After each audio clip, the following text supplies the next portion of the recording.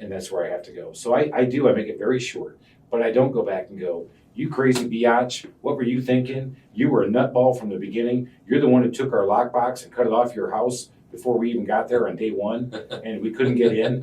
I mean, that's what happened. Yeah. Am I going to tell everybody else that? They're not going to believe me. No. So I just go, I apologize you felt that way about our service. Welcome to the Small Business Safari, where I help guide you to avoid those traps, pitfalls, and dangers that lurk when navigating the wild world of small business ownership. I'll share those gold nuggets of information and invite guests to help accelerate your ascent to that mountaintop of success. It's a jungle out there, and I want to help you traverse through the levels of owning your own business that can get you bogged down and distract you from hitting your own personal and professional goals. So strap in, adventure team, and let's take a ride through the safari and get you to the mountaintop.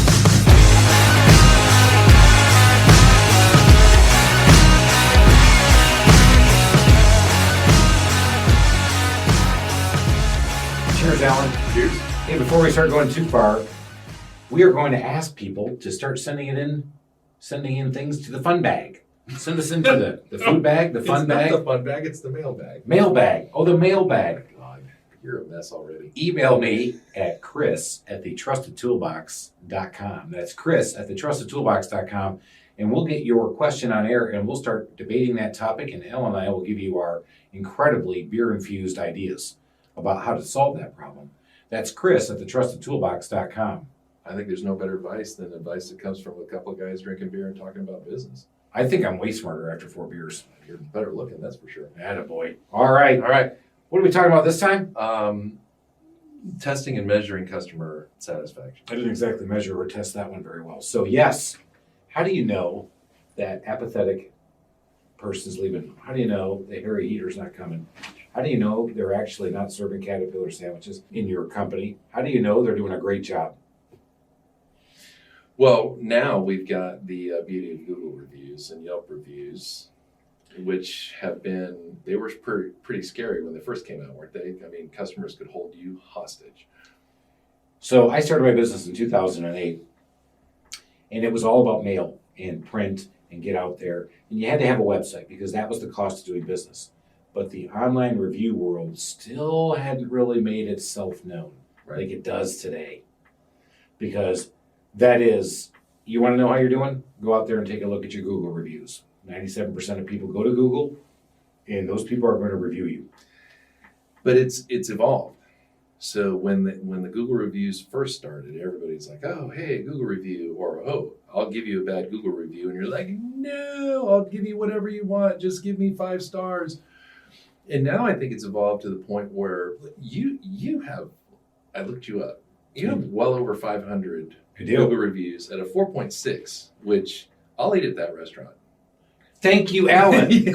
I've told people that. So we started the Home Service Institute because before I did training, we were 4.1 rated and had only a handful of reviews. After we started doing our training and developed our Home Service Institute, which we're bringing out to other companies, we've gone to over 500 reviews, thank you for noticing, and we're at 4.6 rated now. And everybody goes, well, yeah, but it's not 5. Well, You don't want 5. You don't want 5. Let's talk about that for a minute. Why don't you want 5? Because people are sophisticated enough to know that it's BS. Are they really all sophisticated enough? Are we saying that the customer's informed? They know that?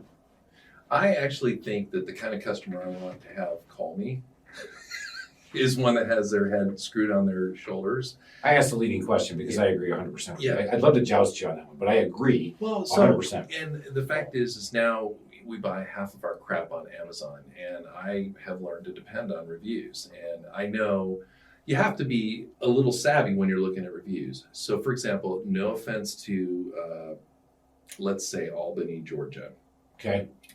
The Google reviews on a Chinese restaurant there are not going to mean as much to me as the Google reviews of a Chinese restaurant on Buford Highway, which for those not in Atlanta, is as authentic as it can get.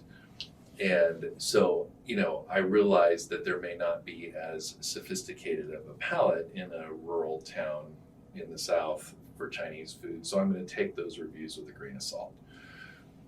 But you look at Amazon, we buy half of our crap on Amazon, and there's 80 million reviews, and it's all 5 stars, and it's all in broken English, and it was whatever company overseas that's copying this product and selling it has put out fake reviews, and I can't get to a real one. And so I if there's something that has 30 reviews and they're all 5 stars, there's something wrong with it. And the other thing is and I've noticed when I was doing homework on you, is you respond to a lot of them, and how you respond to those tells me a lot about a company that I want to do business with or want to not to do business with. So we're going to go down this topic for a little while. Number one, all these credible things about measurement and testing. Number one, today's world, it's about your Google reviews. If you're going to be in home services or anywhere, put yourself out there. I actually just got done doing a presentation for 15 ladies. Thank you, everybody. If you didn't know, I'm pretty good with the ladies. You're ladies, man. I'm kind of a big deal. I'm kind of a big deal. And it was a good time. But we talked about that. They said, how do you find a good contractor? I said, well, number one, go to Google and look at reviews. But look at the reviews. I'm 4.6 rated as the trusted toolbox. And I'm very proud of that because we do over 2,000 transactions a year. We do over 250 transactions a month right now. We'll slow down as the season hits. But I only have 500 Google reviews, yet I've done 13,000 transactions since I've started the business. That's still a pretty good percentage. It's okay, I'll take it. But those are the people who went out there and took the time to review you and tell you. So what are you looking for? In 4.6, well, Chris, you're not 4.9. Okay, I want to see a bad one every time. You're looking for those. So what are you looking for? And that's what I told them. You go in there and you look, was the quality of the service as described? Was the transaction done like you thought? When there's a negative one, what did they do? Did they respond to it? And what was negative about it? And we all go to Amazon right now. We all buy stuff right now, sight unseen. Right. Think about that. And their service and their delivery, you could get it in 2 hours. You can get it in 2 days, whatever. But you look at that online review and you start reading all these people, you don't even know who the hell they are. And you're like, yes, yes, yes, yes. And I just bought it a week ago. Love it. No, I'm not worried about that guy. I look down and I say, bought it 2 years ago, still working as expected. I'm like, all right, there you go. Had a problem with delivery. They exceeded their expectation. He gave the person 3 stars. Even after he said, had a problem with delivery, they exceeded my expectations and re-delivered it and did everything. I was like, well, dude, that's kind of a 5-star. So when you go out there and do the reviews, isn't it interesting how people will give you that 5 or 1? Right. This dude chose to pick 3. I actually bought that product because I went, okay, they have some bad reviews out there, but those reviews are things I can deal with because the quality of the product was good. So you want to see what they do and how they respond because that is number one. You can do all the measuring and testing. And back in the day when we didn't have any of this, we had to put a whole bunch of processes in place or touch points to figure out how our customers are doing. Those Google reviews, those are number one. But they're not the only thing. But let's talk about those things a little bit more. Yeah, I'm laughing here because I've been a salesman my whole life, and you're sometimes your own worst enemy. And so if there's something that I want to buy and I'm looking at Google reviews, I look at all the good ones. But if there's something that maybe my wife wants to buy and I don't want us to buy it, then I go look at the ones. Nice. Yeah. So you sort by one and you look through and go, oh, look, yeah. Judy, if we buy this, look what's going to happen. I just want to know what's the worst that could happen. But no, I love, 4.6. So, you go back to restaurants, we talk about restaurants all the time. I don't know what my minimum number is. It kind of depends on where it is and what the food is, but there's got to be like this baseline number that I'm looking for. And I don't consider the ones that are underneath it. And so as a small business owner in the home services space or whatever space that you're in, if your Google reviews, if you've got 2 reviews or 3 reviews and you're out there grinding, or you have 20 reviews and your score is poor, you're missing business because a huge chunk of society today is making that decision on whether or not to call you or do an online estimate form 100% based on the Google reviews. We need to drain this one completely because you're going to have other measurement things that you're going to look for in your company. And you're going to put some other touch points in that are not online.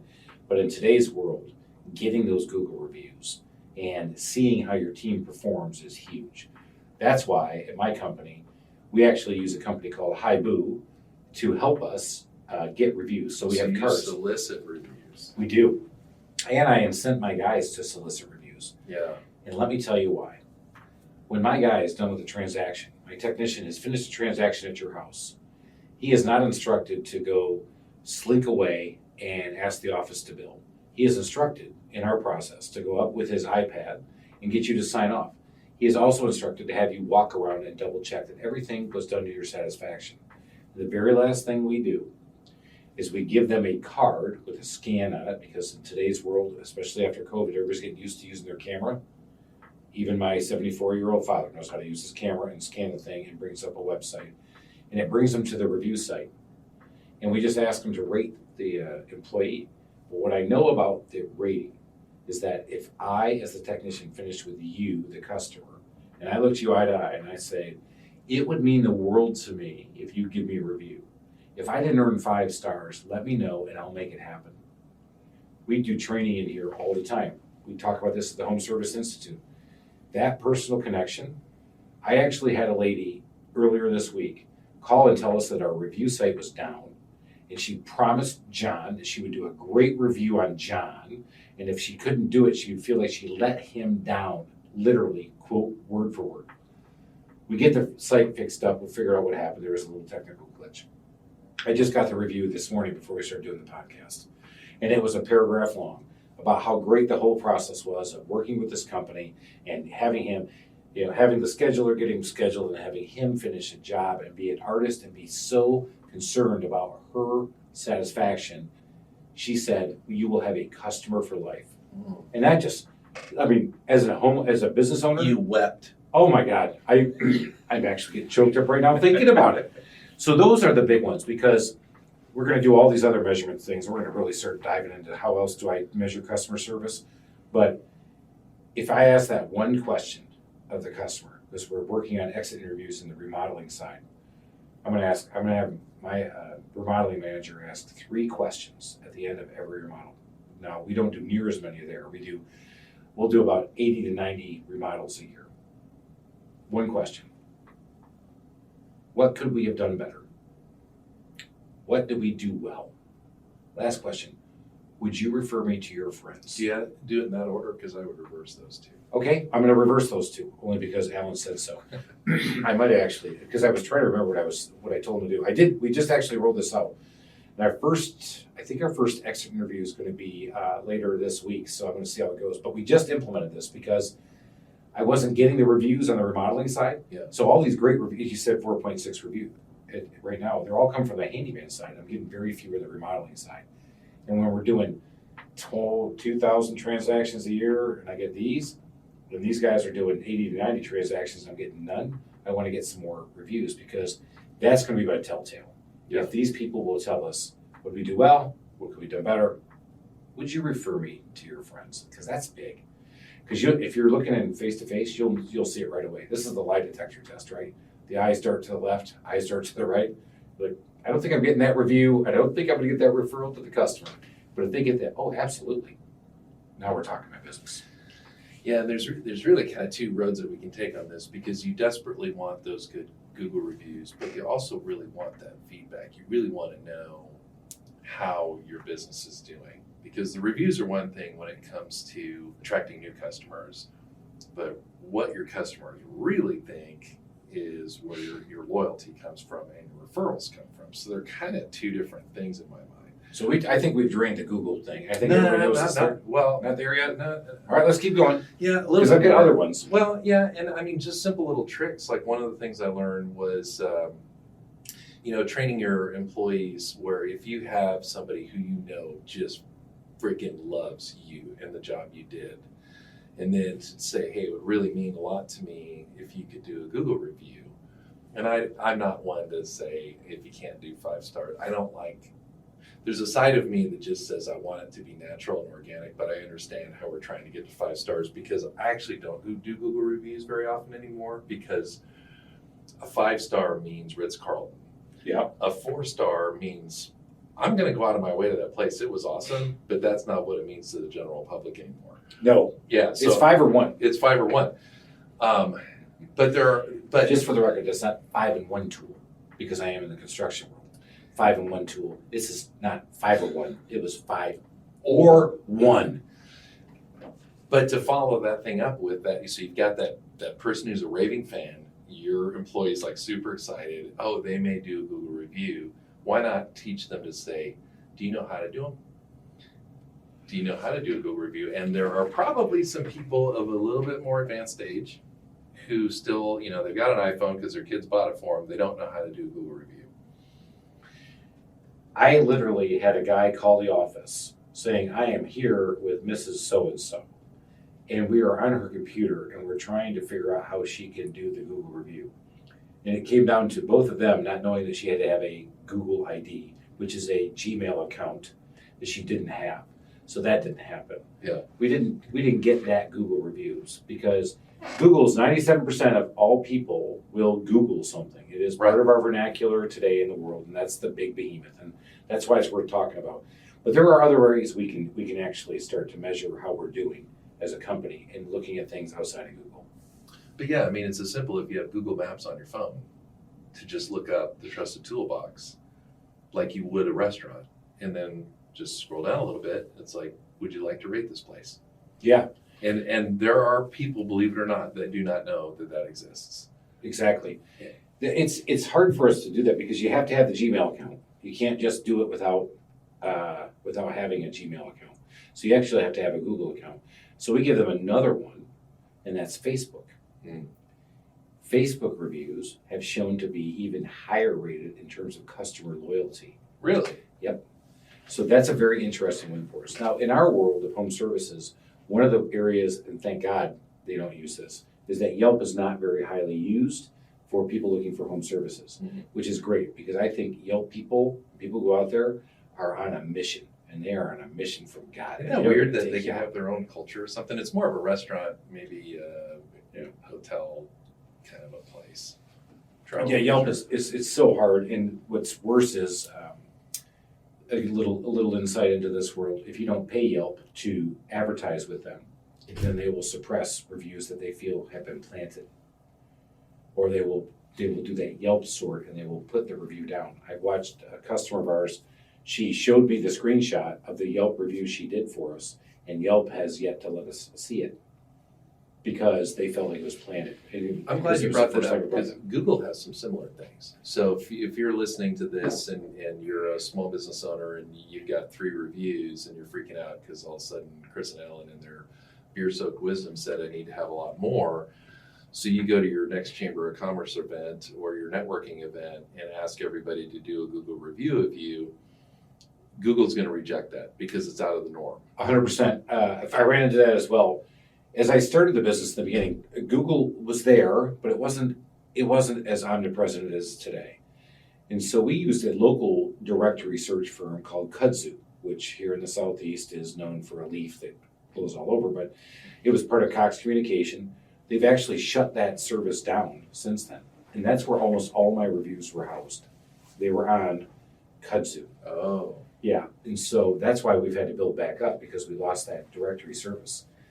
And where I was going with this is that so when we got into Google, I was told you should do the same thing. I'm like, okay, can we transmit the Kudzu reviews over? No.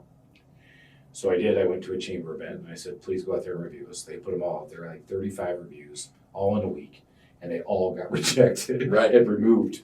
And you're right. And that's planning reviews, and that's doing that. So we have grown organically to get to the 500 by asking my guys to do this, and also soliciting reviews with our email campaigns and asking people to go out there. Because don't forget, do one person right, and they're going to tell one person. Do one person wrong, and they're going to tell 10 people.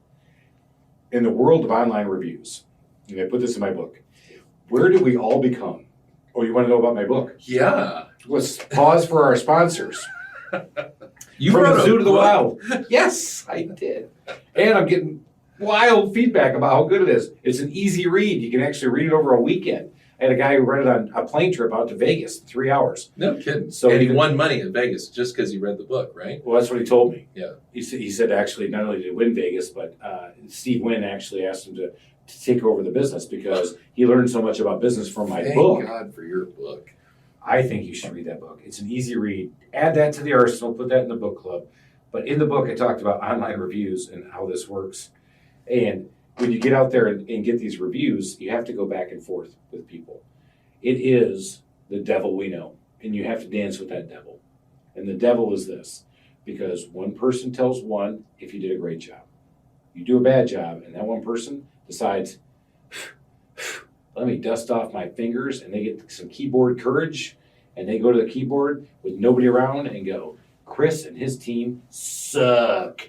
They're the worst ever. I think they're the devil incarnate. I think that they're going to be devil spawn, and I think our whole world is going to go down because they didn't put my ceiling fan in the way I expected it to. Whoa.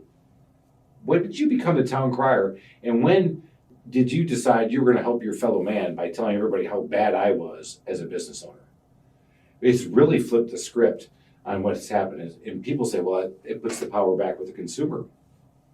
But I say sometimes, I wish we had that website where we could say badcustomer.com and go, this lady just went out there and slayed me and didn't even give me a chance to respond, didn't even call my office, didn't give me a chance to make it right, didn't even allow me to do anything. And now I'm starting to question if she really just didn't want to do that, or she decided that she was going to go out there and let everybody know how big she is because she's a Google influencer. Well, but the thing is again, going back to the users are more sophisticated than they used to be. You've got 500 reviews, 4.6. Most of them are 5 stars, and I'm actually impressed at how long they are. They're not just 5 stars and did a good job. It's, here's some pictures of my kitchen, here's pictures of my deck, that kind of thing. So that one person who's the crank, and usually it's not like, hey, they were a little late or something like that. It's the person throwing everything in the kitchen sink at you. Yeah. They actually, you get to the point where you're like, you immediately dismiss that because it's the thing that doesn't fit within all this goodness. I agree 100%, especially when we keep talking about the Google reviews, because at the end of the day, it's the big behemoth. It is the big elephant, and it may change eventually because it wasn't there. I'm not talking about this so much. I mean, if you're a small business or you're thinking about leaving the corporate world and all right, well then, as long as we're in it, then I'm going to give you another gold nugget. Here's your gold nugget. If you're listening, you're a small business owner and you are local. Google My Business is going to be more important than your website. Google My Business is going to be more important than your website. Can you say that one more time? Because it's so important that people know that. I did not realize that Google My Business was so much more important than my website. So there it is 3 times in a row. Why? Because Google wants people to stay with Google. They don't want them to go to your website. They say they're a service and a directory service, and they want that, but they want you to see what's going on. Since I have gotten all these great reviews and have people post out photos of what we've done, my Google My Business site gets more hits 5 times over than my own website, and we get a lot of hits. And you spend money promoting your website. Exactly. Wow. How about this? So that's sinister, Google. Yep. It's an interesting play, but because organically we have done what we've done, and we did it right. And a lot of these things, this is not SEO or doing all that fancy mumbo jumbo stuff, because what we're talking about in this podcast at this point in time is, what do you do to test and measure how your company's doing? Mm-hmm. Because we did it organically, my Google My Business page has actually grown up, and it's the photo views were 7 times higher than my website. The Google My Business hits, and that's people looking for you locally or checking out what other people say about you, and they stay there, and then they decide to call you from there. Well, and another little nugget is Google your competition, see how many reviews they have, see what their scores are. You're probably going to find more often than not, and maybe in your space it's a little different, but I always found that whenever I was helping somebody with their business, they Google their competition and they didn't have that many reviews. So it really didn't take... We're really low. We're the highest ones here in Atlanta. Yeah, which is going to make a huge difference. Yeah. You are special.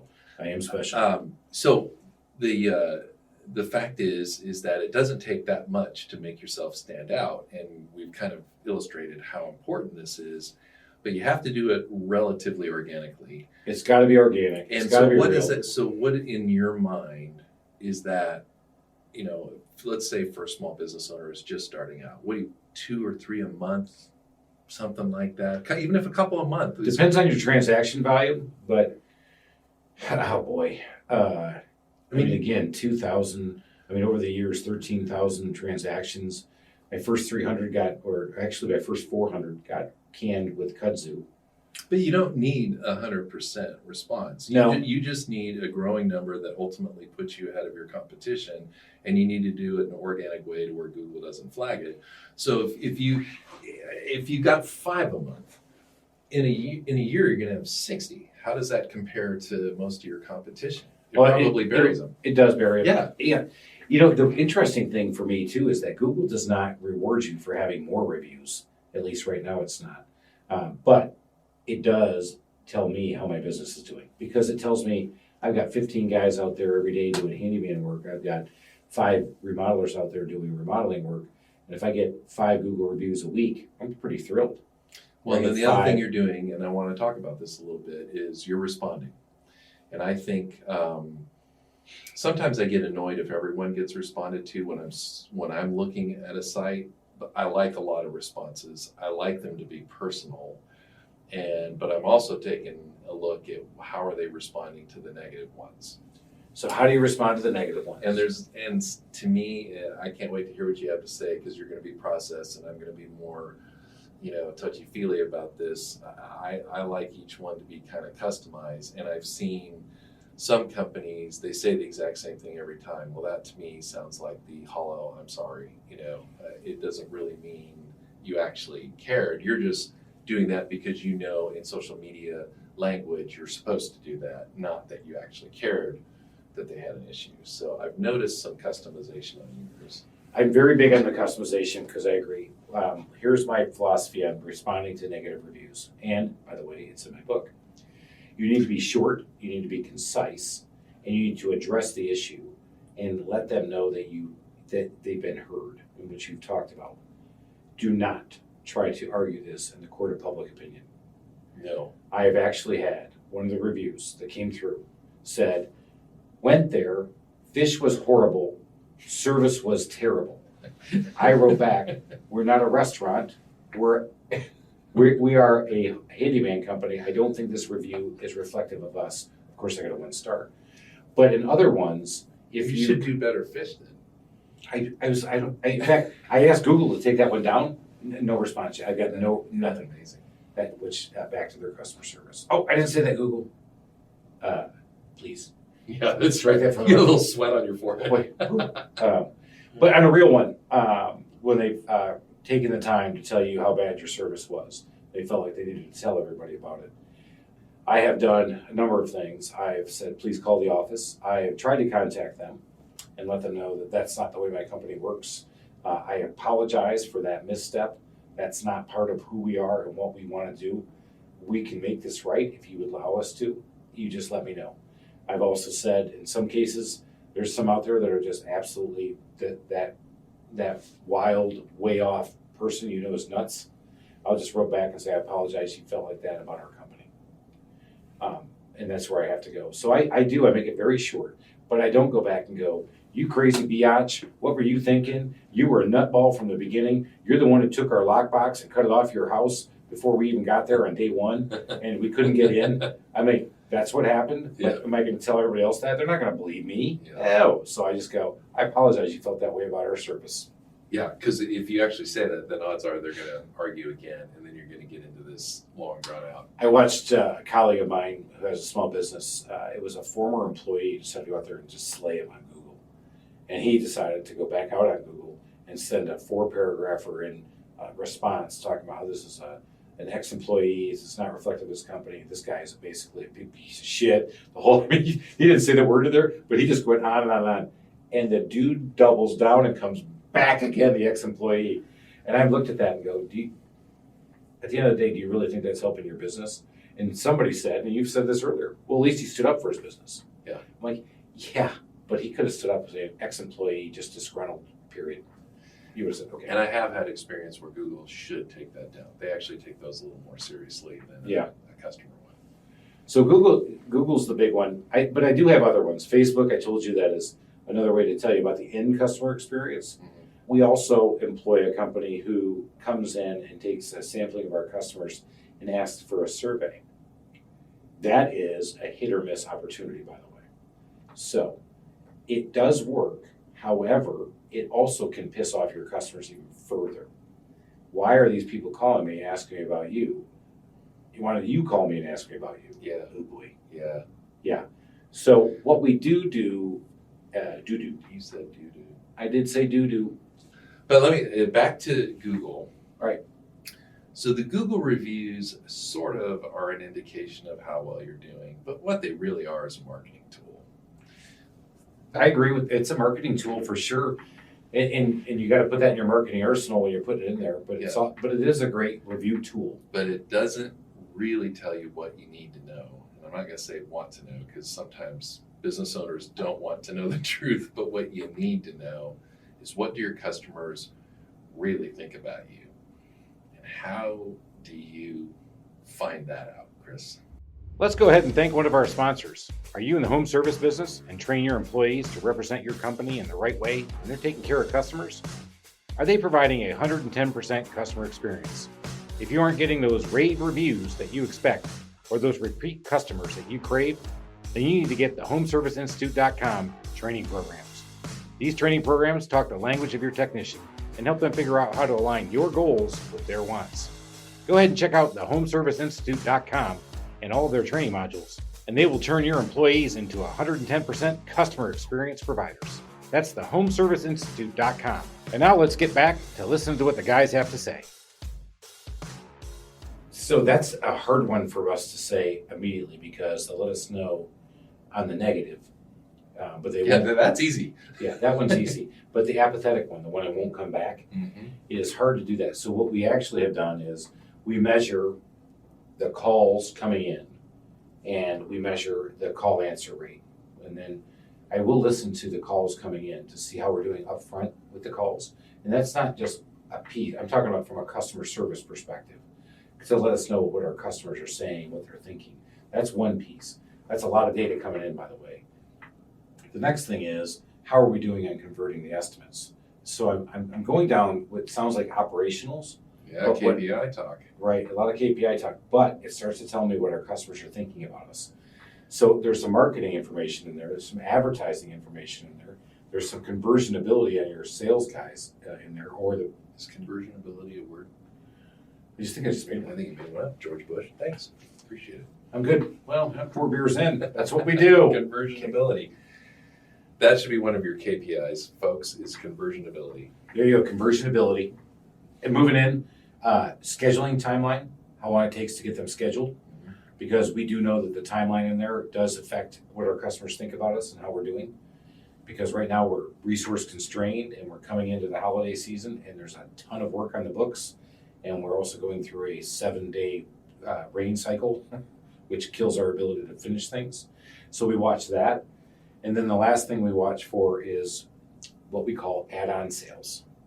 So in my world, when the guys go out to a house and they're going to do a miscellaneous list in the work, or even if you're a plumber and electrician, what I do know is that when the guys get there and my technician starts, if he gets an add-on, which is additional work above and beyond what was originally contracted for, not only does he get a little bit extra benefit, he gets a bonus, but that tells me I got a really happy customer. Let me take you through that.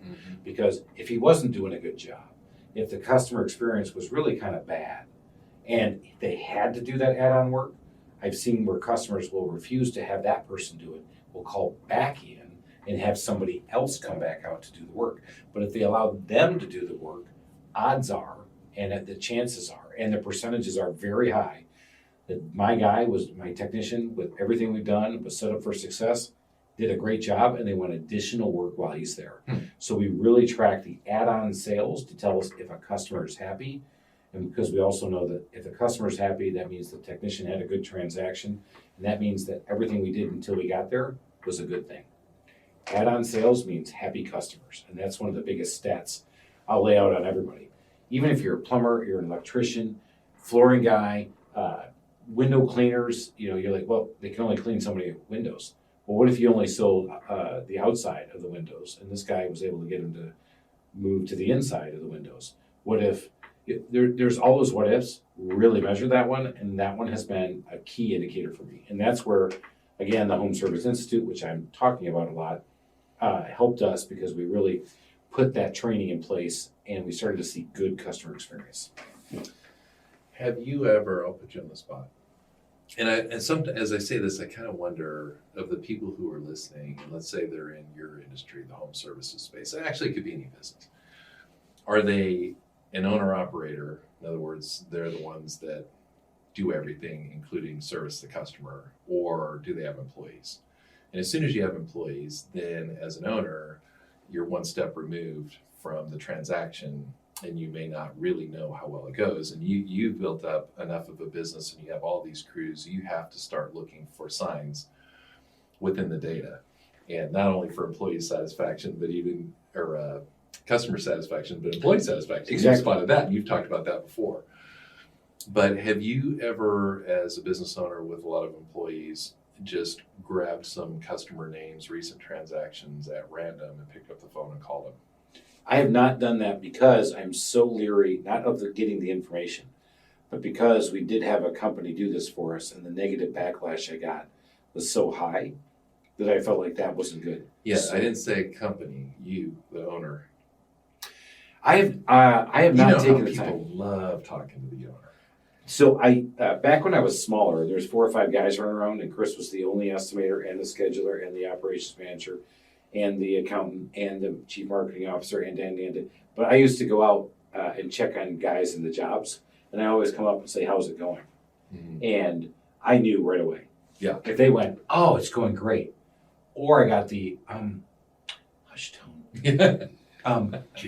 Can I talk to you privately? I'm like, absolutely. Let's go talk. Let's go find. He's a good guy, bud. Which is my favorite line. He's a good guy, bud. Well, he wasn't doing exactly what I thought you said he was going to be doing. I'm like, okay, let's figure that out. He's a good guy, and so I have to determine how to do that. Am I missing those opportunities today in the business I'm in now, with as big as we are? Yeah, I do miss those. I'm sorry. I can see. I talked over you. You can, Alan, because I have Let's mark that trampled one. all over there. No, so I have a really good friend of mine that has a business in the home services industry. It's not in competition with you. That's all right. Use There is no competition with me. No, but it's a different thing. It's something you don't do. Love them. Love his service. Love his product. It's almost not worth doing business with them because of the process automated follow-up. It drives me insane as a customer, and it's solicitation for reviews that it's just obnoxious. It's too much. So I get that. And if you have all these different things and you've hired an outside company, you can get to the point where you're actually taking a good thing and making it worse. But if you don't do that, I think there's a lot of value because you want to know what the customer thinks. And they're going to tell you, most customers, as you know, they will light your hair on fire behind the curtain and the wall of social media. Correct. The ballsier ones will do it over the phone. Most people will never do it to your face. And so your guy may be doing an okay job, but not one that they're not completely satisfied with, and you're never going to know. And it goes back to what you said. It's that silent killer. It's the attrition of the customer, and you need to know. And so one way you can do it as a really small business owner is just pick up the phone, and because you haven't done all this processed review collecting, and just say, hey, I'm a new business and I'm trying to grow. My reputation is the most important thing to me. How do we do? I did that in the beginning. That was a good one. I picked and chose because I was looking for people who were sharp in business, which is probably not fair, and I wasn't picking everybody who I thought went well. In fact, there's some that I sniffed a little bit and went, that should have been a lot better transaction. It looked like there should have been additional work. What happened? I'd pick up the phone and go, as a small business owner, I would love to get your feedback. And usually people will say, I appreciate that phone call. Here, let me tell you what happened. Yeah. It comes down to that one last question too. Would you refer me to your friends? That you can ask 25 questions. Did he show up on time? Was he prompt and professional? Did he tell you what he was about to do before he started the job? Did he execute on the job that he said he was going to do? Did he perform the walkthrough at the end of the job to make sure that you were happy with the work performed? Did he ask you for a review at the end? You ask 20 questions of people in today's world and how fast we're moving. Yeah. What's going on? And I got my fingers going. They're clicking. You're clicking. Go. They're gone. They're gone, man. It's just not happening. So it's really hard to get a good customer service. But with the advent of Google and social media, what's going on, now there's guys out there who do nothing but I think Delta does a good job of this.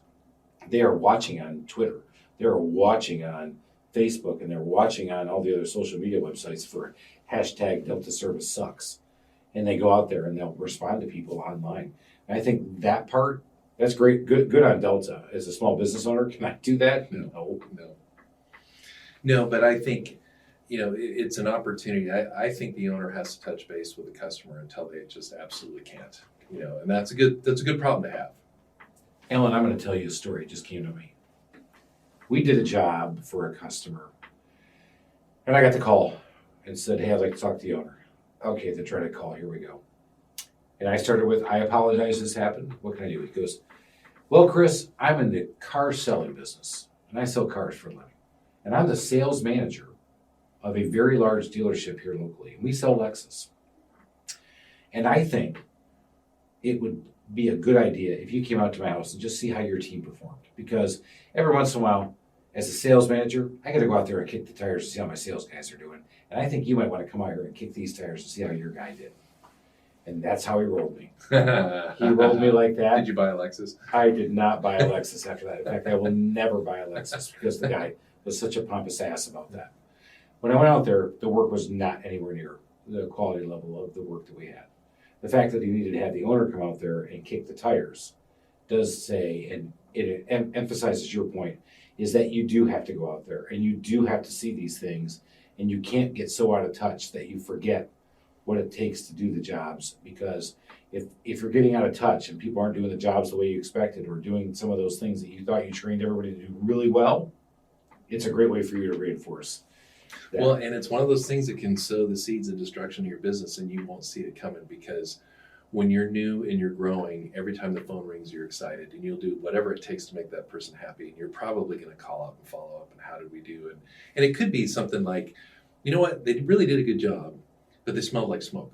It could be something dumb like that. And the last thing in their mind is they smelled like smoke. Well, now the last thing in their mind is the owner called, and they kind of forget about that as much.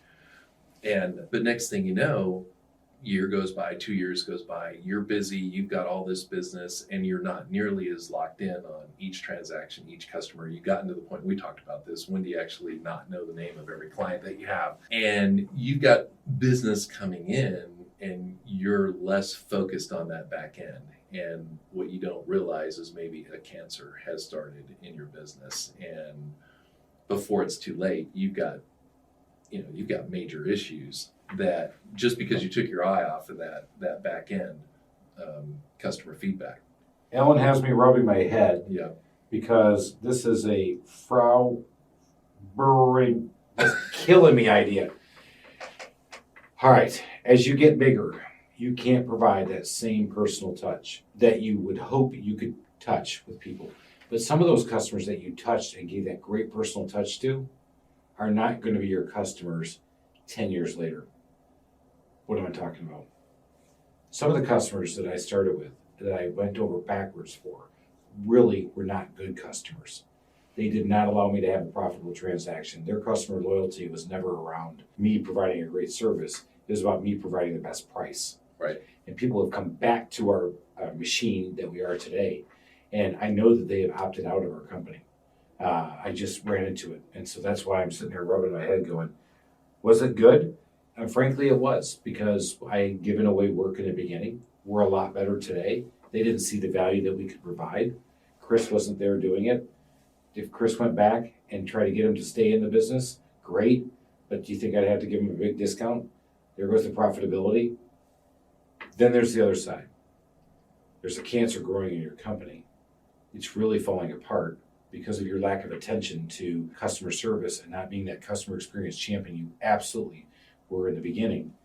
Your cancer in your company is now we're actually providing a lackluster customer experience. There's that fine line of figuring out. And when it's going on, it is hard to figure out the difference.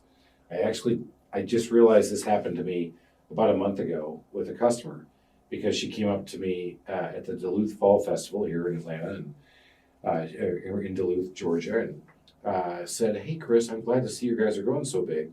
She goes, I called your company. I just didn't get the same level of service. And I went back and looked at all the transactions we've ever done with her. In almost every transaction, I had to give her a discount because Chris did the discount in the beginning. This is the customer I had to fire. And you're like, but is that good customer service? Well, if she's not going to allow me to be a profitable company and do my thing and do it the way I know my guys will do it, she didn't say anything about the work we were doing. She just missed the personal touch of Chris giving her a discount every time. Yeah. And it's hard to decipher kind of the wheat from the chaff, the noise from the actual on that one. And I don't have a great answer on that because it can grow into a cancer and you could be ignoring it, putting a blind eye to it going, well, that's just what happens when you grow, man. This lady was and I still want to choose to think that that's part of that 10%. And you're still thinking about that 90%, and it's when it's that 90% is affected because you could be diluted in because you've got so much business coming in and you're getting your 5 Google reviews a month, but you don't realize that your customer retention is going out the window. And we keep going back to restaurants, but I don't care because it's. I love to eat. I love to eat. We're going to keep going there. Yeah, we are, and it's, how many hundreds of times have you gone to eat somewhere? And they come out and they say, was everything great? Or they'll give you some sort of leading question, or how was everything? And you just say, fine. And if I'm a restaurant owner and I hear fine or good is bad. Good is bad. That means when that person thinks about going out to eat next time, we were okay. We weren't bad. We didn't provide bad service. We didn't provide bad food. It just was unremarkable and unstimulating. And yeah, maybe I'll come back. Maybe I won't. The difference between success and failure is that little margin right there. It's just kind of like our presidential election. It always revolves down to the undecided. It's the undecided. Yeah, the 10% in the middle. And, you need to ferret those out. They're the people that aren't going to say anything. They're just not going to come back. And they may not even be the person that tells 10 people bad things about you. But it's, I'm going to have something really bad happen to me in a restaurant before I actually say something. I'll just go away. Yeah, but somebody who's got customer service radar is going to know, if I say, yeah, it's fine. And I'll give you a funny story. I was in Houston a couple weeks ago visiting my sister. Her husband's the president of an oil company. I hardly ever see him, and he's got the driest sense of humor. Just love this guy. So we go out to dinner, and we both ordered the same thing. It's this salmon dish. I'm trying to eat a little healthier. It's got all this kale and berries and crap in it. Good for you. Yeah, I know. I felt like a bear. Attaboy. And it was delicious, but whatever one of the little ingredients was, and I don't know if they were chia seeds or something, were like really hard and crunchy. And to the point where we were joking about it.